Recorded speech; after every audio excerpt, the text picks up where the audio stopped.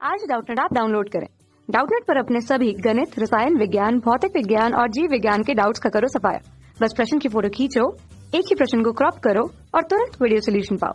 अभी डाउनलोड करें। हेलो दोस्तों, हमारा सवाल दिया है कि यंग प्रत्यास्था गुणांक y, आयतन प्रत्यास्था गुणांक k तथा दृढ़ता गुणांक ईटा की परिभाषा लिखिए तथा बताइए इनमें क्या संबंध है। ठीक है, तो सबसे पहले हम लोग देखते हैं हमारा यंग प्रत्यास्था गुणांक क्या होता है। तो यंग प्रत्यास्था गुणांक की वैसे परिभाषा देखा जाए तो ये होता है हमारा प्रतिबल बटे विकृति। ठीक है, लेकिन ये आता कब है, क्योंकि ऐसा तो प्रतिबल बटा विकृति हमारा आयतन प्रत्यास्था गुणांक भी होता है। ठीक है, कि प्रतिबल जो उत्पन्न होता है बल लगाने से और जितना विकृत होती है किसी ठोस द्रव या गैस में, इसी तरह दृढ़ता गुणांक की भी परिभाषा है।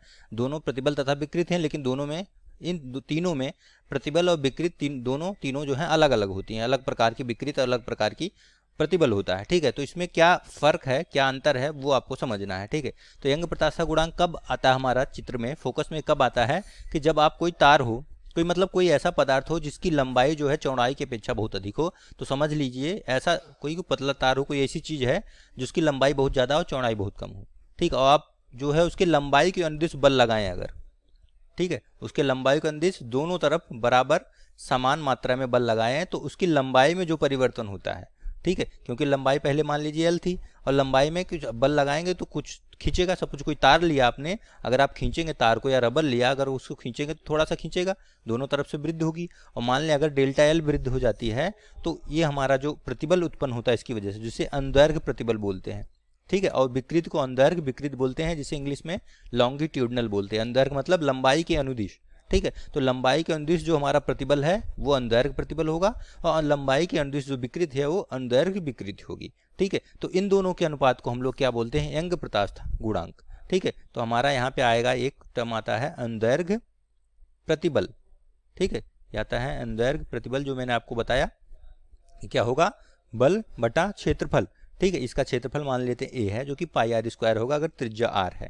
कोई तार है और भी कोई हो सकता है, जरूरी नहीं है हमारा तार ही हो, बहुत सारे जो लंबाई के अंदर बल लगाए हैं, कोई भी पदार्थ हो सकता है। ठीक है, यहाँ पे आपको क्षेत्रफल लेना है। ठीक, और दूसरा क्या होगा हमारा, विकृत क्या होगी, उसको बोलते हैं अनुदैर्घ्य विकृत। ठीक है, तो मैंने आपको बताया अनुदैर्घ्य का मतलब लंबाई के अनुदिश। ठीक है, हो जाएगा अनुदैर्घ्य विकृत। ये क्या होगा, लंबाई में परिवर्तन बटे प्रारंभिक लंबाई, हमेशा ये होता है। तो यहाँ से इन दोनों के अनुपात को हम जानते हैं क्या बोला जाता है, यंग प्रत्यास्था गुणांक। तो यानी कि y बराबर क्या हो जाएगा, अनुदैर्घ्य प्रतिबल। ठीक है, अगर आपको परिभाषा देनी है तो आप ये देख सकते हैं कि परिभाषा आप देख सकते हैं कि लघु विकृतियों के लिए जो हमारा अनुदैर्घ्य प्रतिबल तथा अनुदैर्घ्य विकृत के अनुपात को हम लोग यंग प्रत्यास्था गुणांक कहते हैं। लघु विकृत मैंने क्यों लिया है, क्योंकि आपने पढ़ा है प्रत्यास्था की सीमा, एक चैप्टर पढ़ा है कि हमारा जो है ये कब हमारा प्रतिबल, अगर मैं प्रतिबल को सिग्मा से दिखाऊं और विकृत को एप्सिलॉन से, ठीक है, तो ये हमारा प्रतिबल अनुक्रमानुपाती होता है विकृत के। कब होता है, ये आपने हुक्स का नियम पढ़ा है। ठीक है, ये होता है हुक का नियम।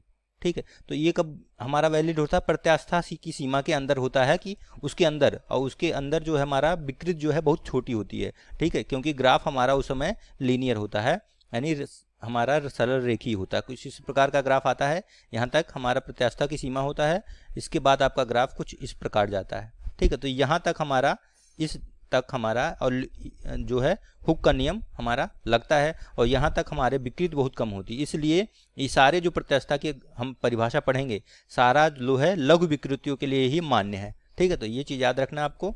बाकी हमारा मैंने आपको बताया कि हमारे जो ये सारे आयतन प्रत्यास्था गुणांक है ये यहीं से आए हैं, हुक के नियम से, क्योंकि ई बराबर आप लोगों ने पढ़ा है जो प्रत्यास्था गुणांक बोलते हैं प्रतिबल बटा विकृति।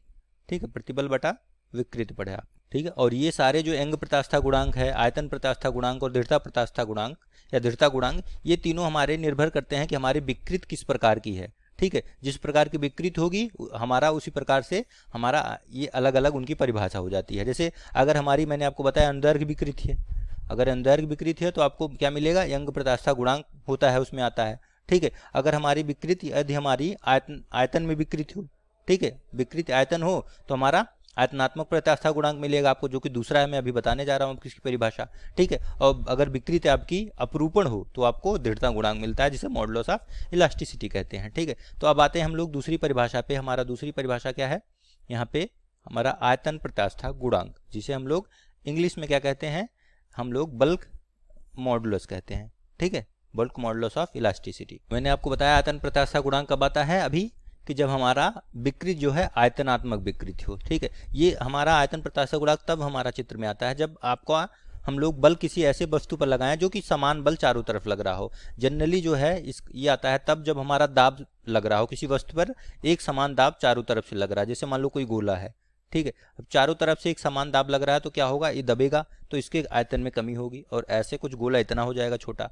ठीक है, जैसे आपने पढ़ा होगा पानी का बुलबुला, ठीक है, उसमें पृष्ठ तनाव के कारण सब तरफ जो है समान दाब लगता है, जिससे वो आयतन उसका कम हो जाता है।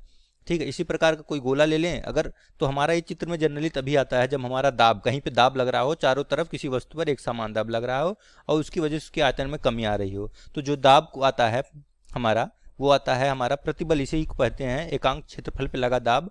हमारा बल, क्योंकि आप जानते हैं बल बटा क्षेत्रफल जो है क्या होता है, दाब होता है। तो एकांक क्षेत्रफल पर लगा बल जो है यहाँ पे क्या आ जाएगा, प्रतिबल। और हमारा ये लंबवत प्रतिबल लगता है, हर क्षेत्र पर अभिलंबवत लगता है, इसलिए हम लोग इसे क्या बोलते हैं, अभिलंब प्रतिबल। ठीक है, इसे बोला जाता है अभिलंब प्रतिबल, जो कि आपका दाब के बराबर होता है। ठीक है, दाब यानी कि P के बराबर होता है। और यहाँ पे हमारा आयतन में कमी हो रही है तो आपका विकृति कैसी होगी, आयतन विकृति बोलते हैं उसे। ठीक है, आयतन विकृति। ठीक है, अब जैसे लंबाई में परिवर्तन बटे प्रारंभिक लंबाई लिखा था आपने विकृत में, अनुदैर्घ्य विकृत में, तो यहाँ पे क्या लिखेंगे, आयतन में परिवर्तन बटे प्रारंभिक आयतन। मान लिया हमारा प्रारंभिक आयतन V था, ठीक है, इसका फिर आयतन में परिवर्तन हमारा यहाँ से कितना हो गया, डेल्टा V हो गया। तो यहाँ से अब इसको ऋणात्मक चिन्ह के साथ में लिखूंगा हमेशा, क्योंकि जब हमारा दाब बढ़ता है तो आयतन घटता है। ठीक है, यहाँ पे देखिए आयतन घट रहा है। इसका उल्टा भी होता है कि अगर आपका दाब जो है कम होता है तो आयतन बढ़ता है। ठीक है, जस्ट उल्टा होता है कि क्योंकि ये दोनों जो है आयतन और दाब हम जानते हैं एक दूसरे के व्युत्क्रमानुपाती होते हैं। P और V एक दूसरे के व्युत्क्रमानुपाती हैं, एक बढ़ता है तो दूसरा घटता है। ठीक है, इसका मतलब क्या है कि K का मान हमेशा नियतांक रहता है। ठीक है, तो यहाँ से K क्या आ जाएगा, इन दोनों के परिभाषा हो जाएगी कि लघु विकृत के लिए, ध्यान देना मैंने बताया हमेशा ये लघु विकृत के लिए वैलिड है, मान्य है।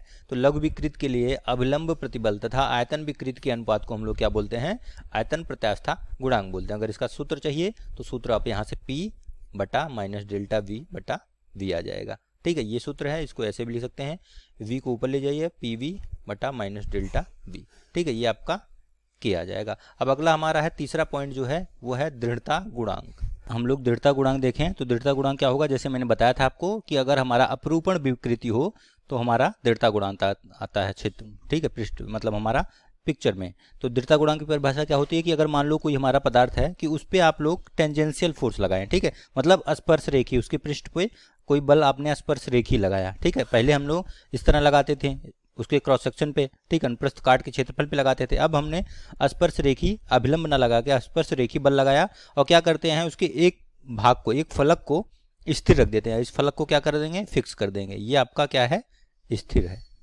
ठीक है, एक भाग को, एक फलक को फिक्स करके दूसरे फलक पे अगर हम बल लगाएं तो जो हमारा एकांक क्षेत्रफल पे जो बल लगेगा उसे प्रतिबल कहते हैं। और ये प्रतिबल क्या होगा, इस प्रतिबल को अपरूपक प्रतिबल को बोलते हैं। ठीक है, ये आपका अपरूपक प्रतिबल कहलाता है। ठीक है, ये बराबर होगा F बटा A। ठीक है, और अपरूपण विकृत इसके कारण उत्पन्न होगी। ठीक है, इस विकृत को अपरूपण विकृति बोलते हैं। ठीक है, ये बराबर किसकी होगी, यहां से देखिए तो अगर मान लीजिए ये कोण हमारा थीटा है, ये भी थीटा है, तो अगर इसको आप ऊपर की तरफ खींचेंगे तो नीचे वाला पार्ट फिक्स है, तो यहाँ से देखिए ये थोड़ा सा विस्थापित होगा, ये वाला A डैश पे आ जाएगा, B वाला B डैश पे आ जाएगा। ये भी थीटा हो तो यहाँ से आप जो थीटा जितना विस्थापन हुआ यही हमारा जो अपरूपण विकृति है। ठीक है, ये थीटा बराबर क्या हो जाएगा, इसको छोटा अगर बहुत है तो tan थीटा लिख सकते हैं। ये बराबर होगा B से B डैश का विस्थापन, मतलब ऊपरी परत का विस्थापन या ऊपरी पृष्ठ का विस्थापन B से B डैश, और हमारा ऊपरी परत का नीचे जो हमारा स्थिर पार्ट है उससे दूरी, पृष्ठ से दूरी, यानी कि B से C।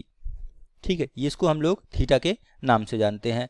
ठीक है, तो ये अगर हम निकाल लें इतनी दूरी हमें, यानी कि अगर हम इसे x मान लूँ और इसे l मान लूँ, ठीक, और x बटा l लिख सकते हैं, अगर हमें दिया हो x बटा l लिख सकते हैं। ठीक है, तो यहाँ से जो विकृत दृढ़ता गुणांक आता है कि लघु विकृत के लिए ये आपका अपरूपण प्रतिबल, ठीक है, अपरूपक प्रतिबल या अपरूपण प्रतिबल तथा अपरूपण विकृत के अनुपात के बराबर होता है। ठीक है, बटा अपरूपण विकृति हो जाएगा।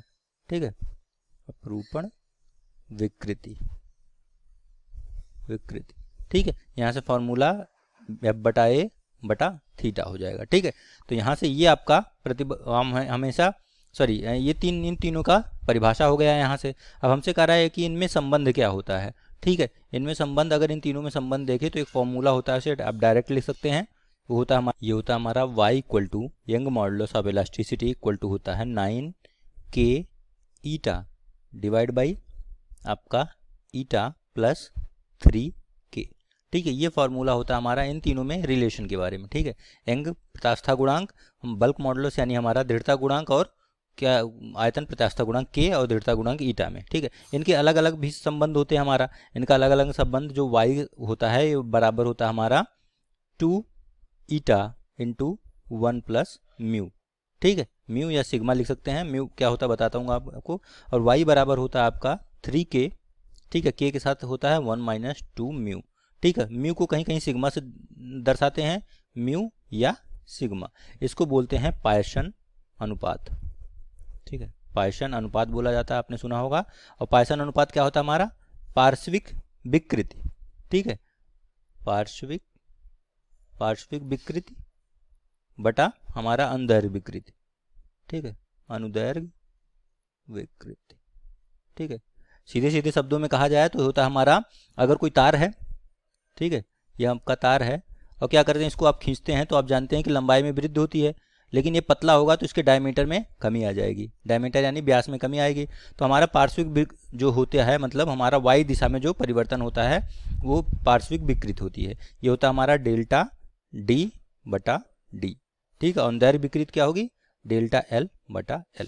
ठीक है, ये माइनस साइन के साथ हमेशा होता है, क्योंकि अगर आपकी लंबाई में वृद्धि होगी तो हमारा जो है त्रिज्या यानी कि व्यास में कमी आएगी। ठीक है, तो एक में वृद्धि होगी दूसरे में कमी आएगी, इसलिए हमेशा इसे ऋण चिन्ह के साथ लिखा जाता है। ठीक है, तो यहाँ से ये पायसन अनुपात होगा, ये इसका आपका सूत्र हो गया y और इसके बीच में। ठीक है, इन तीनों के बीच में। ओके, कक्षा 6 से 12वीं से लेकर नीट, IIT, JEE वो एडवांस के लेवल तक 1 करोड़ से ज्यादा छात्रों का भरोसा।